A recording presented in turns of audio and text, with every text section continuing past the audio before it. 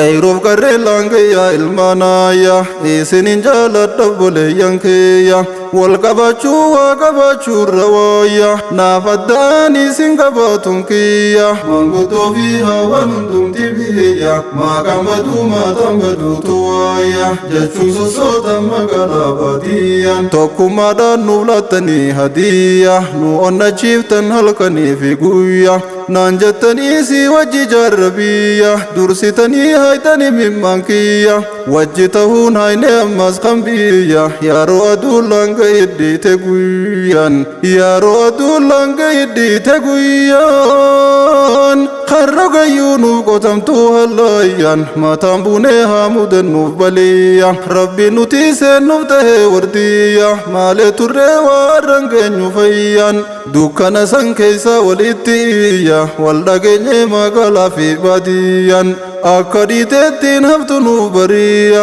rooga hundaan namuu hojii ariyya waliin jennee hundumti wal dhageeyya arrageenye kunuu fayyaaf nageeyyan nuuf bariyee arra halkantu guyyaa halkan guyyaa taanaan guyyaa maalooyya laangee rabbiin diinsaa kenneef hadiyya faarfamte rabbi kiyyaa laangee rabbii diinsaa kenneef hadiyya faarfame rabbiin kiyyaa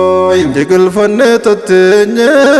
asin geenye layyootti obsi ulee hayyuutiin jecha ayyoof abbooti ijoolleen himaatan beeytu yoo harkatte ooti nuti osoon ifeeynu walitti marrelooti wal iddinee wal miinee walitti taane sooti gubbaan koolaatiin deema maataadha keeysi kooti sabrii kanaan sabbaarre hanga jireenya kooti si hujinnuuf dhugoomse haqni cubbuuni mooti obsine keeysa baane as geenye laalkunooti isin arganne teeysoon teenya kaddaan fagoote waan sabareef jazaanuu galcha rabbiin dhiyootti malee